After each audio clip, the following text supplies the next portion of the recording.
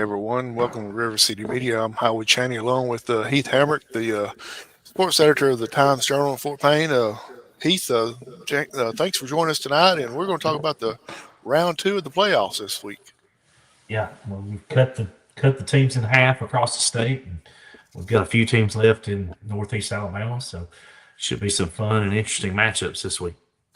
Absolutely, and kind of what we talked about last week, looking over a few of them, you know, it seems like every year when the playoffs rolls around, you always got one team that's playing another team year in, year out, regardless of what classification they're in. It's like they move around, and then usually second round you got teams that's never played before, and that's Yeah, some of the stuff that we got going on this week. So we'll go ahead and get started in the 1A division, which we in our Jackson DeKalb, Marshall, Etowah County area, we don't really have anybody in there, but we do want to give a congratulations and I guess a tough luck as well to the Woodville Panthers over in Jackson County for their congratulations on a great season, but then unfortunately had that first ever playoff home game, but end up running into a buzzsaw and meet by getting beat 42-25,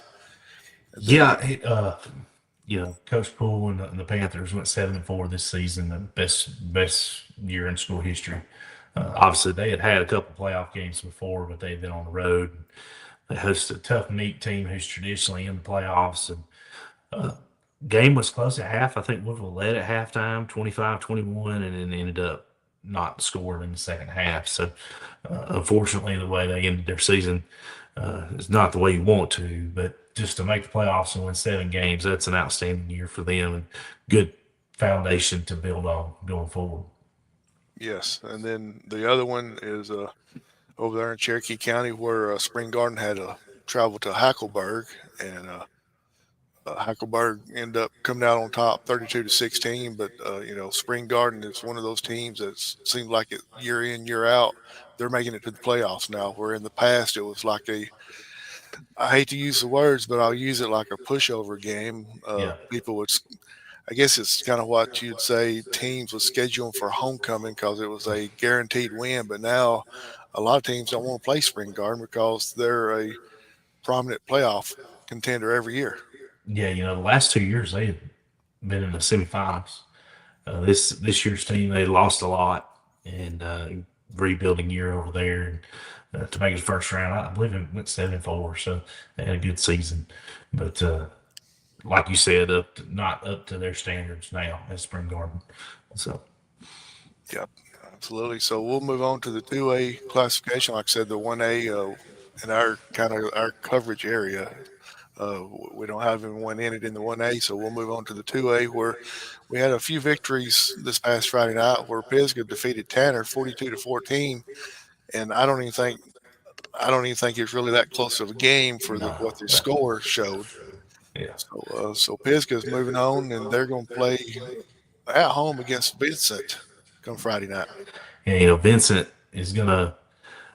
They played Thursday night. Vincent did. So from my understanding, Pisgah got to go down and take a look at them. Um, Vincent's traditionally going to have a lot of speed. The question is, what are they going to be like on defense, and are they going to be able to stop Pisgah throwing the football like they do? I like Pisgah in this game. I think Pisgah's going to make a deep run under Coach Adam Gilbert this year, and I think the Pisgah Eagles at home will take care of business against Vincent. Yes, and like you said, Pisgah's kind of known for being the Air Eagles this year, but they don't mind handing the ball off to what is that, Jet Jeffries, and let him Yeah, go around the ends and everything. And then sometimes they'll actually send um, um, shoot, I just went blank. Landon Watkins. They'll yeah, bring Landon. him in the Yeah, backfield, bring him into that backfield and give him the ball instead of just throwing him the ball. They'll hand him the ball and say, "Go do your stuff." And he is a lot faster and quicker than people realize. yeah, I think so. And I think he's going to be the favorite target. He's going to be the one they look at to move the ball downfield. So, like I say, I think Pisgah takes care of business Friday night.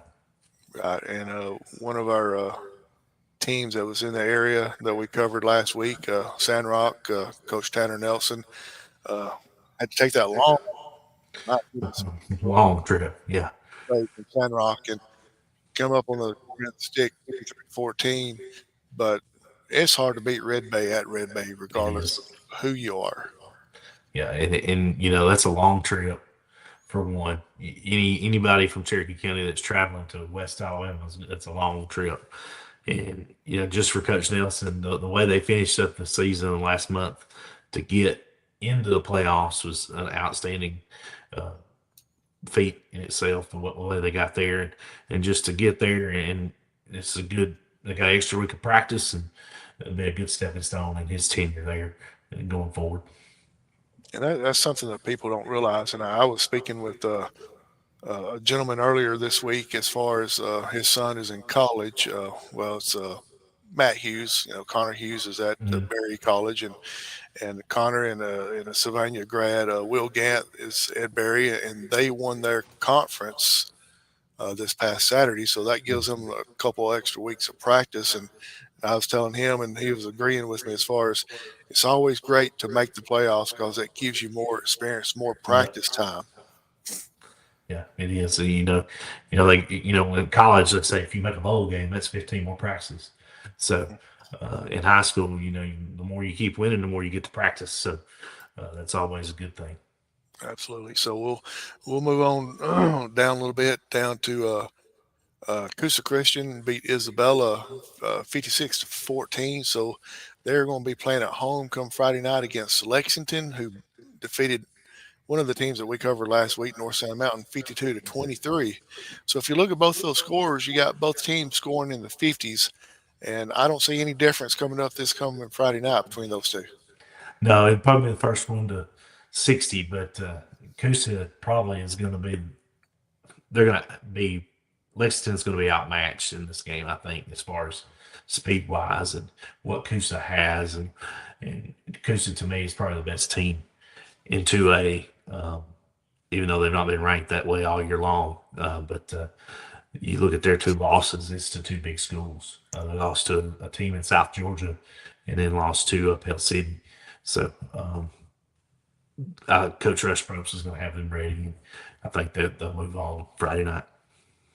And you know, it's one of those things where you don't really know for sure, but it could come down to whoever scores last. Yeah, yeah, Uh, they're going to more than likely they're going to light the scoreboard up both teams, and so it could just come down to last possession who gets it. And usually when it's a high scoring game like that, you've seen a lot more games than I have, but usually like this, it comes down to the last or the team with the least amount of turnovers. yeah. Yeah, to protect the football, if you can protect the football, win the turnover battle, you're probably going to win the game. So Absolutely. And we don't want to jump too far ahead of us, but we kind of feel like we talked about it before we went live. We kind of feel like that Coosa Christian and Pisgah are on a collision course here in just a few more weeks. yeah, I think so. And if that comes to pass, that game will be at Sam Kennemer Stadium in Pisgah. Because of where Pisgah and Coosa. Obviously, if they both win Friday night, they're both going to travel next week, regardless, because they Correct. haven't traveled yet. And then when you get to the semis, whoever's if you travel the same amount of time, it's whoever's on the top of the bracket. So Pisgah will be on the top, and they would host the semifinal game at Sam Kennemer Stadium. And you talking about a packed stadium, That will be a what, packed house. what was it, 2 years ago when Fife and Pisgah opened up the season, it was at Sam Kennemer Stadium and Yeah. literally standing room only. And I got a feeling it's going to be like that again, even though it would be on Black Friday It would be on after Black Friday. Yeah, after Thanksgiving. It will be a ton of people there. So yeah, you won't be able to get as many people in because everybody's full from the Thanksgiving dinners and everything. Got a couple more extra pounds on them, so you won't have as much breathing room in there with all the people yeah, in there. But anyway, looking forward to that. But first things first, Pisgah and Coosa Christians got to take care of business, so they still got a couple more games to do. yeah. And One and more. uh, Oh, before you go there, yeah, something else. We don't want to put the cart before the horse, or however you want to say it. But Pisgah wins, they're going to have to travel next week, and yeah, it could be where they might have to travel to Red Bay, yeah. and that would be.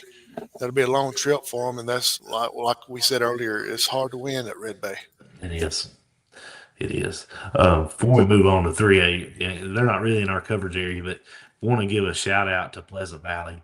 They won their first ever playoff game in school history Friday night against Winston County.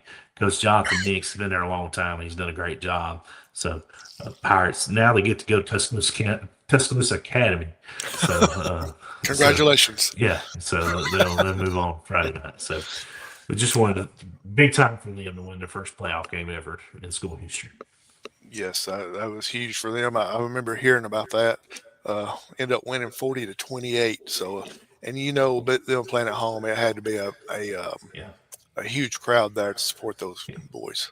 Hey, Howie, Yes. actually, I'm going to correct you, and I was wrong. If Pisgah wins and Red Bay wins, Pisgah's at home because Well, well, Red Bay hasn't traveled. well, I was looking at that Yeah, and I was yeah, thinking about that. So, yeah, yeah. yeah. So But the Pisgah and Red Bay win, they could play at home. Now that would change things up for the semifinals. So just saying. So, but if you no, look at yeah, it, well, not really. If no, Coosa wins yeah. and Tuscaloosa Academy win, Coosa's still at home, so Pisgah would host in the semis. So Mhm. could be where somebody's going to play all the 4 games at home. So And it could very well be Pisgah. Yeah. yeah, When I was looking at the bracket, I'm thinking unless the rules have changed somehow yeah, with Red Bay and Pisgah both playing at home this week, yeah, the top of the yeah. I bracket missed wins that. out. So That's on me. I missed that part. yeah, so the top of the bracket would win out. So that would mean that Pisgah would possibly host Red Bay, and Hmm. regardless if it's Pisgah and Red Bay, whoever's playing each other, they've got one heck of a ride to take. Hmm. They do.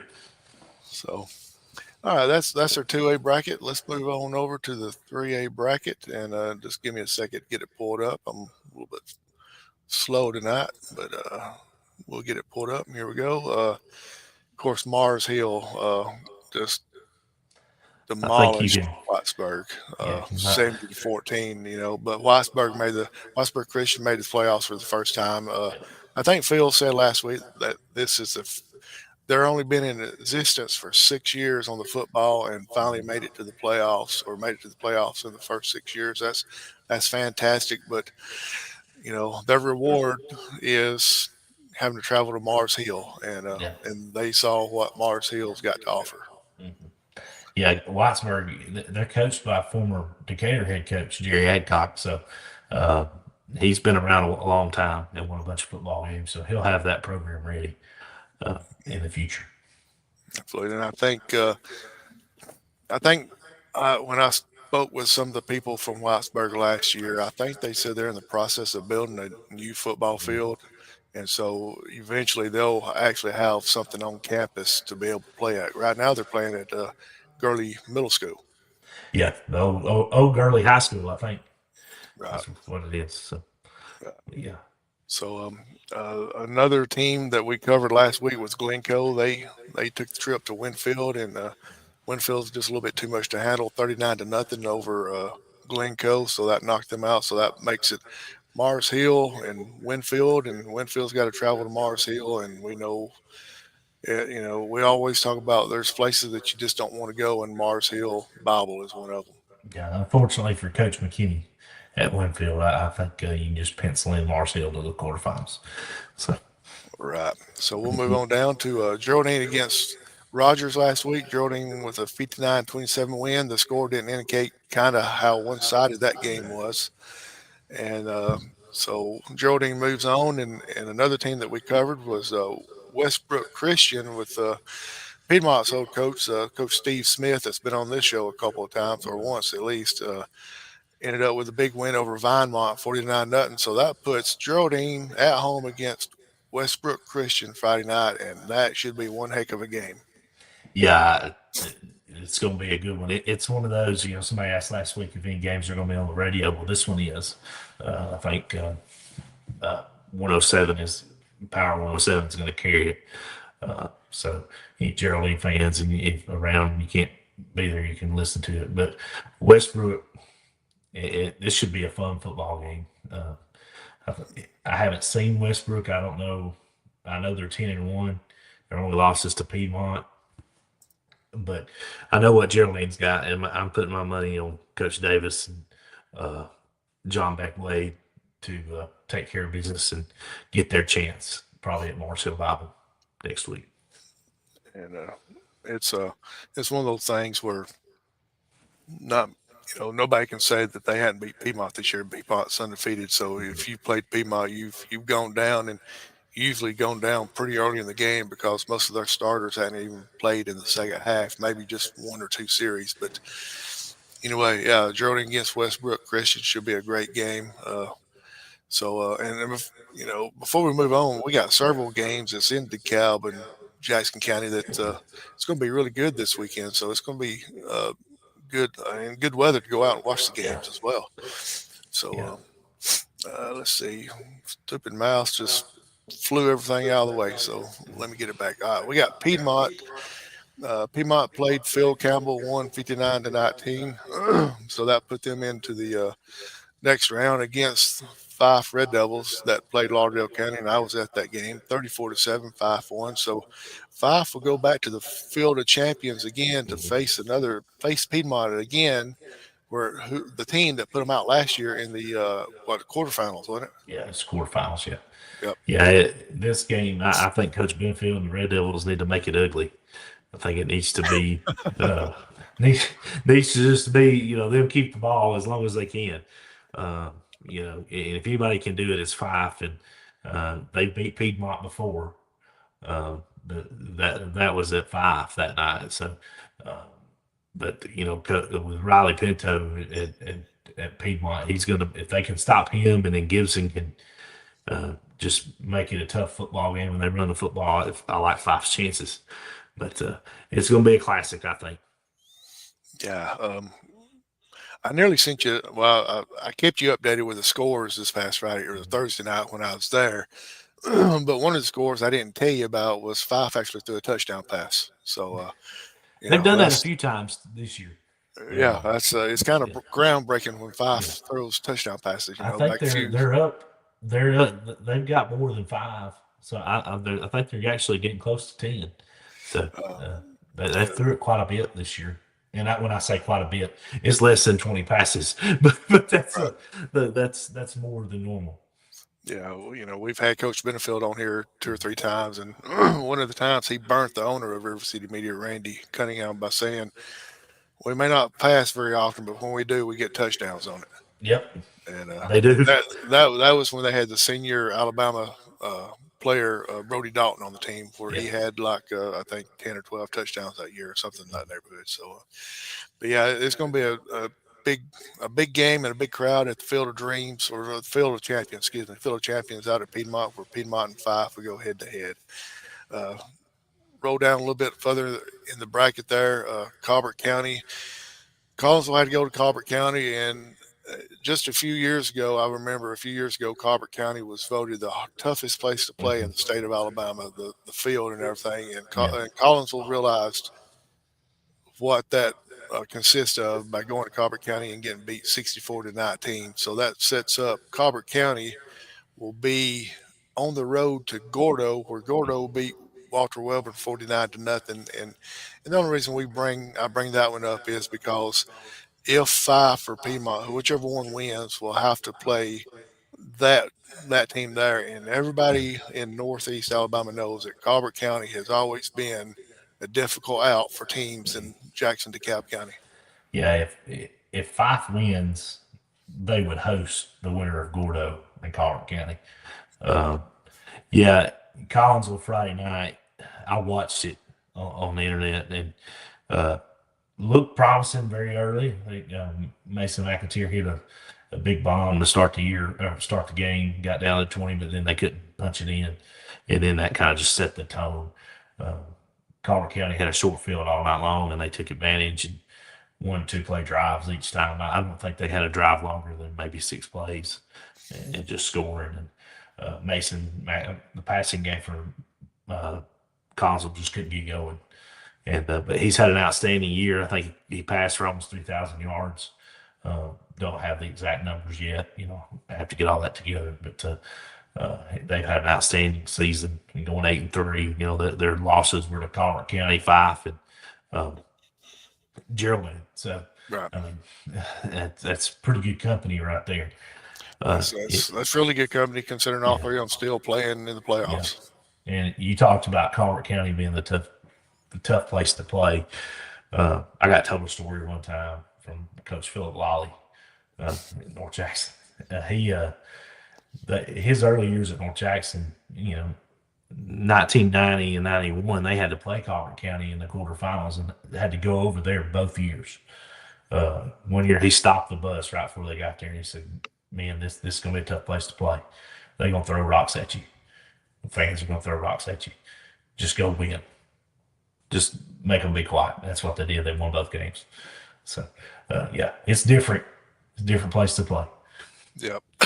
Because you got that long drive to get there, and then Hmm. you're kind of out in the middle of nowhere. And very nice stadium. I don't Hmm. know if you've ever been there or not, but I have. Coldest it night I've is ever been to a football game. yeah, but And it it was is a a Plainview nice game, matter of fact.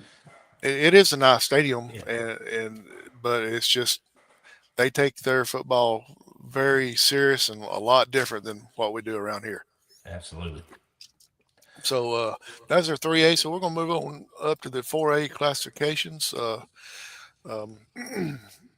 course, West Morgan beat Randolph School 55-21 to advance, and Good Hope beat Cherokee County 28-26 in a heartbreaker there. And uh, I know you saw it, Heath, but Cherokee County coach stepped down today. Yeah.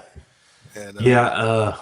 Heard mixed reports about why, but I think there's a couple coaching jobs out there that he might be interested in. But it's just kind of odd to resign for a job that you want comes open. So, but yeah, just kind of odd there. absolutely. So West Morgan will be playing at home against Good Hope.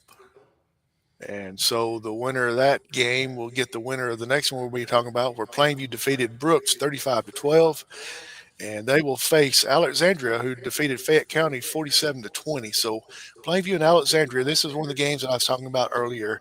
The first Hmm. time these two teams have ever met, and that is kind of odd in Northeast Alabama, with both of them kind of being predominant powerhouses. You'd think that at some point over the years that they would have Yeah. played each other, but this is the first time that they have ever played. Yeah, Alexandria's predominantly been 4A and Plainview's been 3A. So they've never met in playoffs, but they're both Plainview's 11-0. Alexandria's 10-1. Their only loss, I think, is to Anniston, and it was Yes. pretty close. Hmm. So um, from what I've been told, Alexandria's got two tailbacks that are pretty good and can run. So speed is this is probably the fastest team Plainview's seen all season. So that will be interesting to see how Plainview does that and how they respond, because this is not one I don't think they can go and just push over. This is going to be, when you get to this point, there's no cupcakes anymore left, and so this is probably going to be their toughest test of the season to this point. And but the coaching staff at Plainview's done an outstanding job, and Coach Pruitt's been around a long time. He's seen probably pretty much everything. So I, I still like the Bears because it's at home, and that they're on a run. They're having a great season, and I think it continues. This Yes. game is it's the game of the week statewide. It's on Alabama Public Television, so you'll be able to watch it. Mickey Shadricks and Coach Rick Rhodes will be calling the game, and then Chris Blackshear and Kevin Skarbinski will be in Rainsville. So be interesting to see there.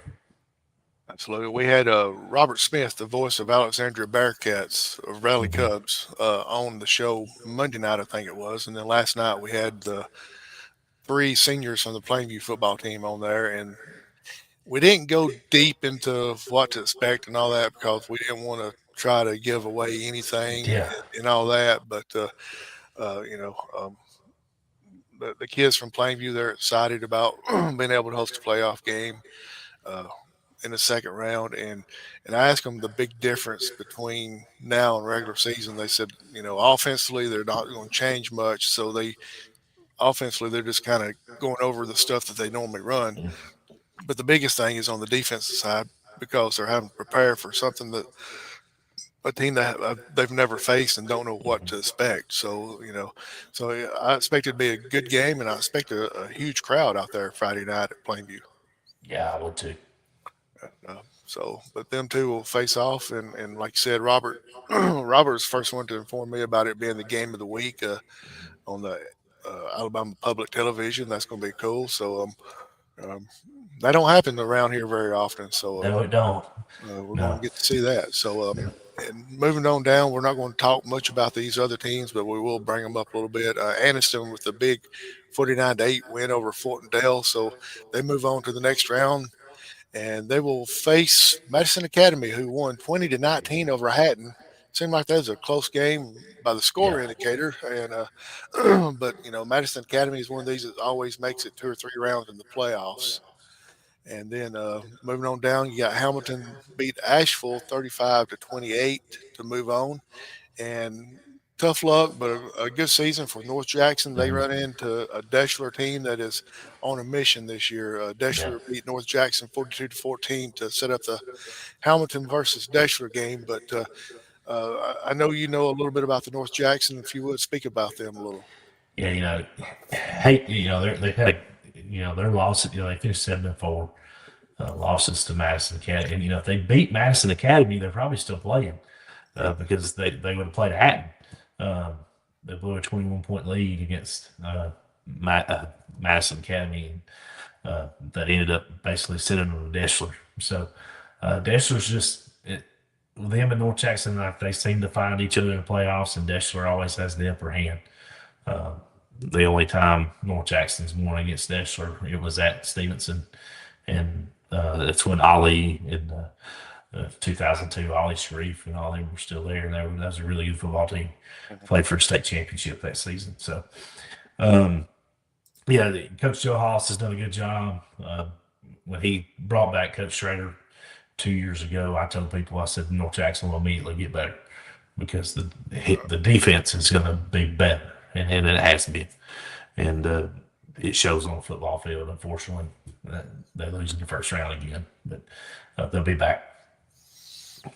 Right, and congratulations to North Jackson to be able to make it into the playoffs. That gives them another week to be able to get Mhm. a little bit more practice underneath their belts and everything. But you know, you got to feel like, and you kind of touched on it. If they could have just won one more region game, they could have. Mhm. They could be still playing this week.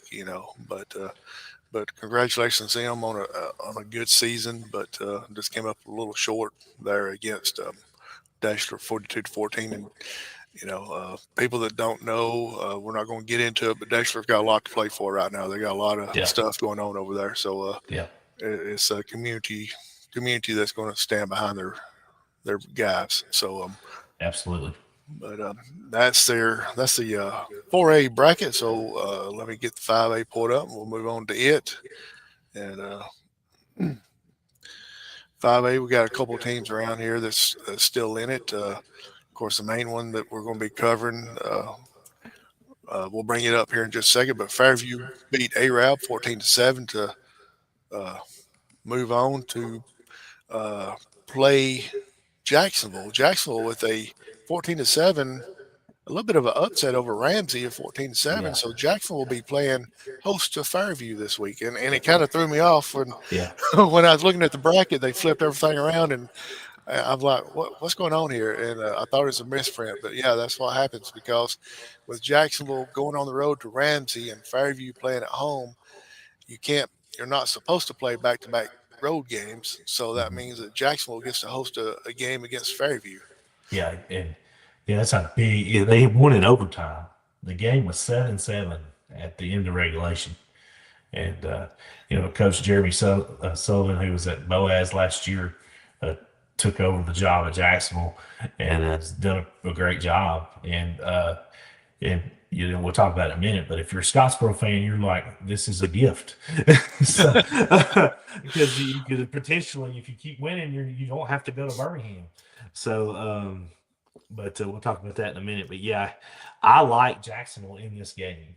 I have said all season, Fairview's had a good year. They were undefeated, but who have they played?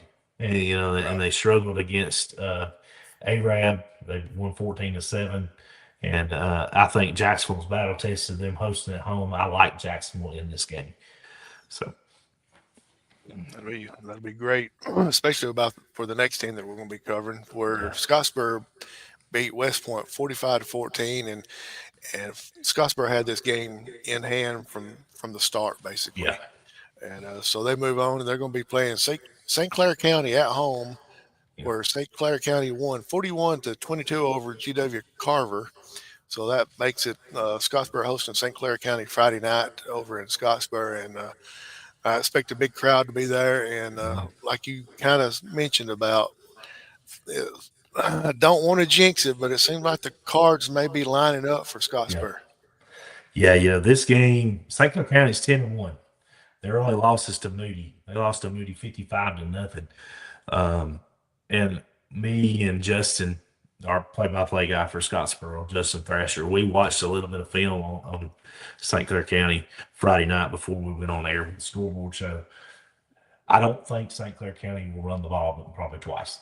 They're going to throw it, and with they score a lot of points. They're scoring 40 points a game, but they're giving up quite a bit also. And Hmm. I think Scottsboro is going to take it, and they're going to hit them in the mouth and run football, and keep that offense off the field. And if you can't, if you're St. Clair County and you can't score in in 3 plays, and you're going 3 and out, and then Scottsboro gets the ball and takes it 10 plays, I mean it's just going to be hard to keep up because Yeah. you're going to run out of possessions if you're St. Clair County uh, because you're not scoring like you need to be scoring. Um, but it will be a tough test for Scottsboro. I think, but they've got a ball hawking secondary. They've got one kid that's got 10 interceptions. Right. So Yeah. you better keep it away from him or he's going to pick one off. But I like my alma mater in this game to move on and have a chance. I really, really, if they get by this game, I think they got a really good chance to be playing Friday after Thanksgiving. So, Well, um, you better like them, or you're not allowed in Scottsboro anymore. yeah. And, Coach Van's done an outstanding job. The only blemish on the records that we keep talking about, we keep hitting the dead horse. The Brewer game is just kind of what happened. And I think what happened is Gunnersville was the next week. I think that's what happened. Um, but yeah, Scottsboro, they're battle tested. I mean, the 3 teams that they lost to minus Brewer Right. are still playing. One's the number 1 team in 3A. Fort Payne's 10-1, and it's Clay County Central is I mean it's Coach Danny Horn. I mean, and it's Clay County, so man, they're still playing, and they could very easily come out of the South in Mhm. 5A if their cards fall right. So, um, but yeah, I like Scottsboro in this game, and then I like Jacksonville the other one. And if that happens, Scottsboro will be traveling to Jacksonville next Friday. Yeah, it's you said it all when you said Coach Danny Horn. You Yeah, didn't have to say the team's name; you just had to yeah. say the Didn't have to coach's say name. anything. So, Yeah. um, So, but yeah, moving on a little bit further, Moody defeated Corner 49-21 to move on, and then upset here. And you might have to correct me if I'm wrong, but this game went in overtime. it Priceville beat did. Gunnersville 24-21 in overtime, and that's a big surprise. Probably one of the bigger surprises in the state. Yeah, it's probably a surprise of last week.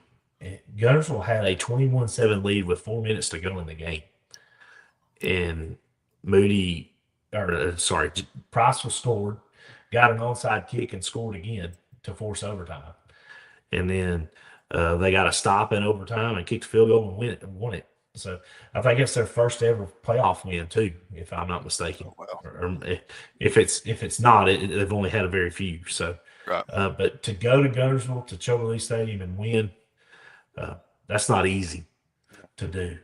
And kudos to them for doing it. But now your reward is you get to host Moody.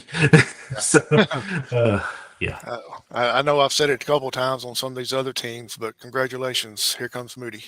yeah, yep. Well, actually, you're going. They This get is to saying host Moody. Well, that's what I was thinking, Yeah, they get to host Moody.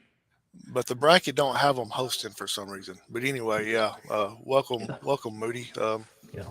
Best of luck, Priceville. So You know, I would say, you look at 5A, and the you take the the four games that are left in the North, and like we said, the cards may be aligning for Scottsboro because it's a lot easier path now since Ramsey's out. Then you look at the other side of it on the North. You got Moody and Briarwood sitting there. mhm. So um, if it happens, stars keep aligning. Scottsboro would host the semifinal game for the first time ever.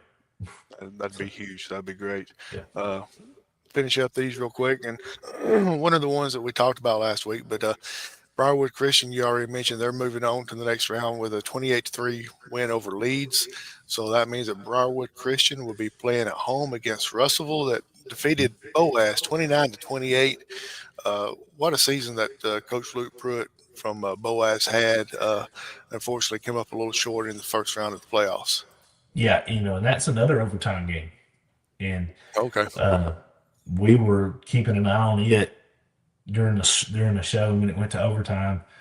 Um, Coach Pruitt, Russell scored and lined up to kick an extra point, and Coach Pruitt decided to ice the kicker.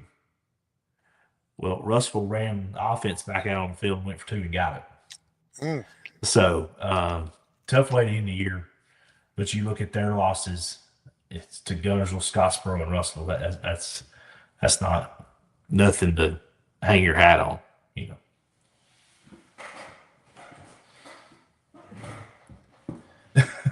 how he muted his mic. So Sorry about that. I got something in my throat trying to eat some ice to get it cleared out, and yeah, had it muted where you couldn't hear me chomping on ice. But yeah, Boaz and them been in that 5A region there with Gunnersville and Scottsboro and all that. That is a tough region right there. it is. It is, and depending on what reclass does, which we could do a show on that later on. Yeah, It could easily get tougher from what I hear. So, yeah. yeah, but we have to wait till December to find out that. So, But from you know your alma mater and our good friend Tyler Van, we used to have the Tyler Van show on here. Cards are aligning. We don't want to jinx nothing, but it seems like things are looking up for Scottsboro moving yeah, on into the playoffs. So that's our 5A bracket, and we'll we'll move on over to 6A.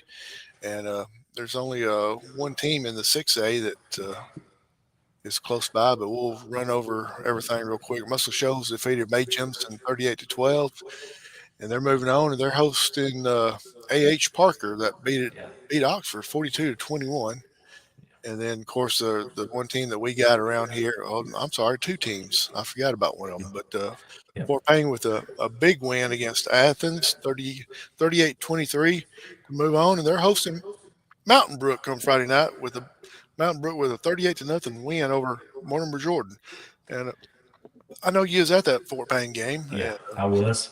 so Um, tell us a little bit about that and send my let me give you my outlook on it just by okay. going by the scores and stuff you sent me. And then you can tell me if I'm right or not. But it seemed like Fort Payne kind of had things in hand for most of the game. Then halfway through or a little toward the third quarter, it seemed like Athens kind of got on a little bit of roll and made it a little closer than what Fort Payne wanted. Yeah, Fort Payne went up 24-7 at halftime. They scored right there late to go up 24-7, and then they were going to get the ball to start the second half, and Athens come out and took the momentum away. They kicked an onside kick and got it. Went down and scored. Defense made a stop. They scored again, get it to 24-17. So they had all the momentum, and then Fort Payne responded and went down and scored. Long drive kind of took the air out of it, and held on from there. Athens, I think they opened up the playbook and threw everything but the kitchen sink. You had fake punts. Uh, you had going for it on fourth down. You had double reverses, double passes. It was, I'm telling you, it was everything. And then fake punt went for 30 yards. And it just opened up. And luckily, they got a first down, but it come back. It still ended up with a first down, but they had a holding penalty that brought it back a little bit, but they'd already gained enough yardage. But yeah, it was Fort Payne just found another way to win and it held on and uh, just held on and kept winning. They've won 13 straight at home, dating back to last year. So now, I saw Coach Elmore today. He had his coach's show, and I went and sat in on it. He described Mountain Brook as a team that's going to look very similar to Fort Payne, size wise, player wise. You're going to look if you're there. If you go to the game Friday night, and you look and you're like, okay, this team looks like they're beatable. Well, uh, Fort Payne's going to have to play their best game because this is probably the best coached team Fort Payne has played since week one. Coach Yeager at Mount Brook has been there a long time, but they'll be very disciplined. They're going to do very similar to what Fort Payne does. So they're going to run that stretch outside zone, try to run the ball and control the clock. They're going to play a lot of players. I don't think they have very few that play both ways. So depth will be to their advantage. But I like this Fort Payne team. They are very level headed. They don't panic when they face adversity throughout the game. They did lose another player this week on the offensive line, so it just keeps happening. He's got, your lead tackler's out, your best player on defense is out. They've been out for a while, and then you lose two more last week and just nagging injuries. But they still find a way to get it done and win a football game. And they just keep going. And I like them, barring with all that being said, I like Fort Payne Friday night to find a way to win and keep going. And, you get past the second round, just go win. Just go let it all hang out and go win. I like just the way this team is. That when you're on the sideline and you see how they react to things and they don't panic, they don't get upset. There's no fussing between anybody. There's no, well, it's not going well. They just, this next man up and they keep going. And so they cheer each other on. And it's all going to start with Fort Payne on the offensive side of football with their two backs who are very close to being about 2,000-yard backs. Kane Adams and Carter Blaylock. With them, and if Fort Payne can run the ball and control the game, I like the Wildcats. And like I said, don't want to jump ahead, but Mm-hmm. if Fort Payne wins, they will be on the road next week, Yeah, be regardless. on the road regardless. Yeah. And that game that potentially match up with, that's going to be a dandy. Muscle Shoals and Parker, that may be on this side. They're probably two of the top five teams in the state, and that's going to be a tough road. But Mhm. if you get there, anything happens. Yeah. That's why they play the games, just to see Yep. what happens. We'll move down a little bit in the brackets. Clay Chalkville with a 49-26 win over Jackson Olin, and that will put them against Gaston City with a 40-37 win over Jasper. So, Gaston City is the other team that I kind of forgot about that we've covered a little bit. But Clay Chalkville will be hosting Gaston City, and that should be a good game. Yeah, unfortunately, they, yeah, Clay Chalkville is going to probably take this one. I've only been to Clay Chalkville one time, and I was on the sideline doing color for Scottsboro, and it was 85-50 was the final. Wow. There was no defense played whatsoever on any side of the football. So, yeah, they're a good team. They're the best team in 6A, and probably have to be the state championship favorite. And I think they take care of business and move on to the quarterfinals. Unfortunately for Gadsden City. Absolutely. And so moving on down in the bracket a little bit, Homewood with a 28-14 win over Pell City. So that'll put Homewood hosting Hartselle with a 33-7 win over Buckhorn to let them move on to the second round there, and Yeah. that should be a pretty good game as well. Yeah. And but you know that's going to be the 6A bracket right there, Yep. and just to let everybody know, if Fort Payne wins, which we hope they do, they will be on Mhm. the road next week regardless. So Yes, they might will. as well get ready to take a trip somewhere. Yeah, either you're going to go to Shoals or you're going to go to Birmingham. So, I don't actually know where Parker plays. I thought it was Legion Field, but it's not. I think they may play at Lawson. I don't know exactly, but I think Ramsey's the one that plays at Legion Field. I could be wrong on that, but me, I don't know which. Six one, half dozen the other. As Right. long as you play it in the quarters, let's just go. You know, Yeah. so yeah, it doesn't say where they play. I've never heard of Brown Memorial Stadium. I've never heard of that. So, but There's so many stadiums down in Birmingham. It's yeah, hard to go with all of them. it's like Huntsville. No school really has a home field. Right. You know, they just play wherever. So, but, So yeah, that's our playoff breakdown of the teams that we've covered here in the Jackson, DeKalb, Etowah, Cherokee County. You know, Heath, you can vouch for this a lot more than I can, but Northeast Alabama, Jackson, DeKalb, Etowah, Cherokee, very blessed over the last many years of football, being able to go several rounds deep into the hmm playoff and make it exciting for this area. yeah. You know, a lot of that starts with five. You know, they've had an outstanding Coach Benfield and the Red Devils have had a just an outstanding run the last. I guess it really started in 13. You know, they had made a run and made the state championship in 7, but that group he had there just kind of set the tone and just making continue multiple trips to the Super 7. And, you know, they have a chance Friday night. Yeah, I think that they beat Piedmont. I mean, who knows what the limit is there. Uh, and, you know, years ago, Plainview had an outstanding run. It's been to a little dip for a little while, but now they're back and they're 11-1, 11-0, and with a chance to go to the quarterfinals for the first time since I think 2012, uh, 10 or 12, 13, something like that. So it's good to see that team back and doing what they're doing and Coach Pruitt. And then Fort Payne, you know, this is the first time ever that they've won a team.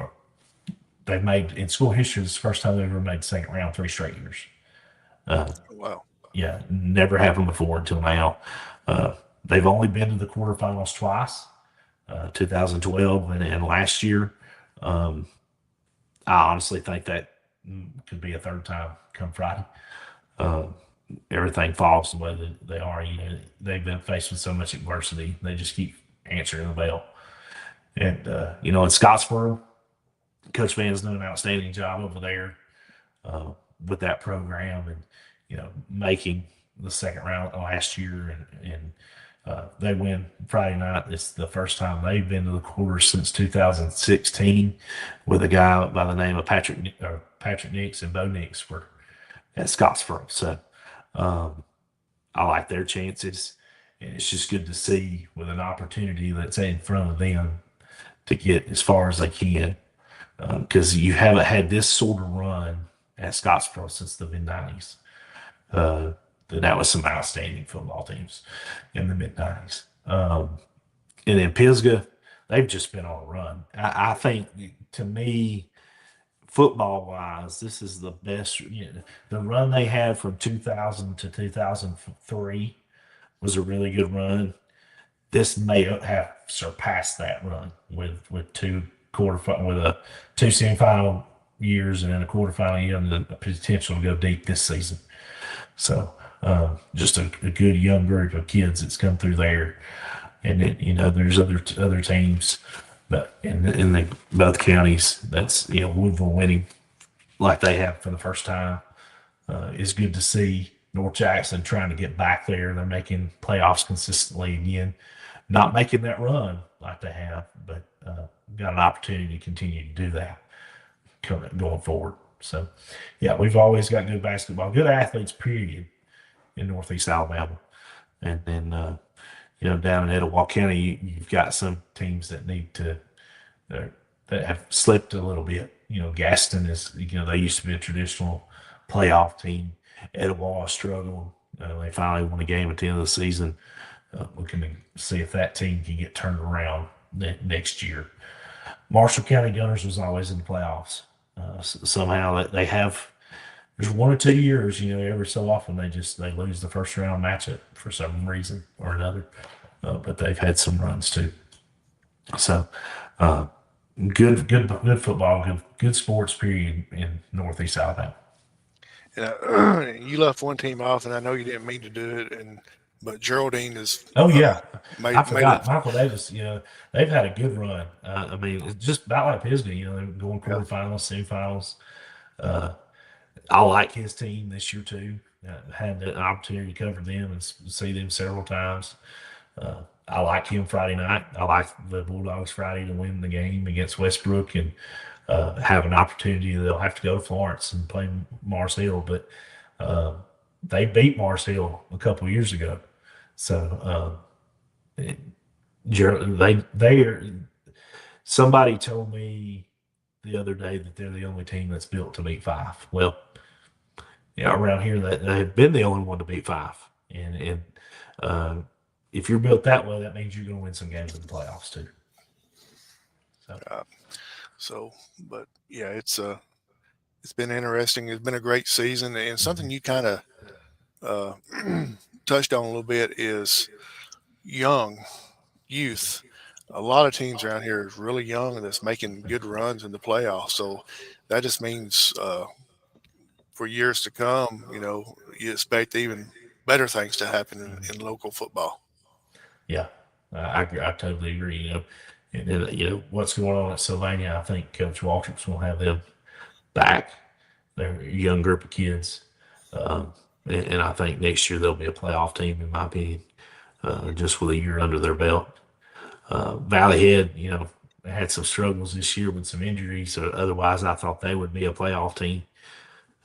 Traditionally, they are year in year out in the playoffs. Collinsville, Ernie Steady Eddie down there, they just keep winning. Uh, and Mason's probably, if he's not up for back of the year, there's a problem because Yeah, he has thrown and he has had a statistical year that is just outstanding. You just can't overlook that. So, right. yeah, there's just everywhere you look, there's good football. There it is. And looking forward to Friday night. Before we get going, if you will, Heath, tell us where you're going to be at Friday night and your scoreboard show as well. Yeah, I will be back at Fort Payne. I'll go ahead and tell you where I've got everybody at. I'll be at Fort Payne. Eli Sampson will be at Plainview for us, covering for the Times Journal. Drew, our sports editor at the Sand Mountain Reporter, he will be making the trip to Piedmont because we kind of share Fife and Geraldine. So he's going to cover Fife for us. And then John Mann, his right hand down there at the Sand Mountain Reporter, will be at Geraldine covering that game. So we'll have all the games covered here. Of course, Jason will be. I don't know where Jason will be. I would say he'd be at Scottsboro, but either be there or Pisgah because that's two. Yeah, it's only two teams he's got left. So him or Brad, either one will be there. So we'll have that covered also. And yeah, our scoreboard show will start at 9:30 Friday night and go to 11:30, and we'll have every game covered from the state. You get down now to where we're at, we can cover all the games and have time to do it. So should be a fun night. Me and Eli this week. Justin will unfortunately not be able to be there because he'll be at Scottsboro. So yeah, should be fun. This is my last scoreboard show of the season. We wrap up after this week. We do not go any further than round two because normally you don't. You may have one or two teams left. Hopefully that's not the case this year. Hopefully we have everybody win Friday night and move on. That'd be outstanding. But yeah, we'll be wrapping up the Friday night football blitz this week. If everybody moves on, would you actually consider having another show next week? That above my pay grade. I have to talk to somebody else on that. So Absolutely. And Yeah. for some of the ones that may be watching, can't see it, see us on Facebook at the moment. Some reason we lost our Facebook feed, but we're still on YouTube. So be willing to share that out there if you want to. Yeah. That's fine. I don't know why this has never happened before, but anyway, this still may be on the Facebook. I don't know. It kind of goes like you said. This way above my pay grade. I'm not technology sound. I don't know, but we've never lost it like this before. We have started a show and not be on Facebook because one of the other shows would be on Facebook, and you can't have two shows on Facebook at the Hmm. same time. So Yeah. then we would pick it up, but I don't know why this and dropped off, and it still may be on there. I don't know, but anyway, um, it's great having you on here, Heath, and Yeah. uh, we'll do this again next week. Hopefully, Yeah. Phil can be able to join us next week. Unfortunately, he had uh, a family emergency he had to take Yeah. care of. But join him Friday night on QSB Scoreboard. Him and Hmm. Jeff Allen at 9 o'clock, and they will go until midnight. And it's a great time of year. It's sad. It's a sad time of year, but it's a great time of year as well Hmm. because you're excited to see who wins, who's moving on. But then you're thinking, we've only got 3 more weeks of football, 4 more Yep. weeks of football left, and what are we going to do after that? Well, I Yeah. know what you're going to do. You're going to be covering basketball, Well, but I've already started. I was at basketball yesterday all day long in Huntsville. So, well, okay, and that's another thing. We got good basketball in this area too. yeah, So, no shortage of good entertainment to go watch these high school kids play. absolutely. So, but great. Thanks for joining us. Join us next week, same Yeah. time, 6 o'clock on Wednesday night. Myself, Heath Hambrick, of course, and hopefully Phil Harris will be back with us, and we'll be covering the quarterfinals. Will be next week. Is that right? Quarterfinals. Yes, Yeah, sir. quarterfinals, and hopefully we get to talk about a lot more games. That means that everybody in our area won. Yep. And people may be wondering why are we not predicting it? We're part of the media. We can't predict nothing. We just got to cover it Yeah. because if we predict it, it's kind of they say it's biased or whatever. So we're Yeah. not. We just wish everybody the best of luck. Absolutely. And Heath is from Scottsboro. Of course, he's going to root for Scottsboro. That's Yeah. you know that's to be known. Yeah. And Well, I'm gonna so, root for every team I cover too, because right, that means I get to go cover more.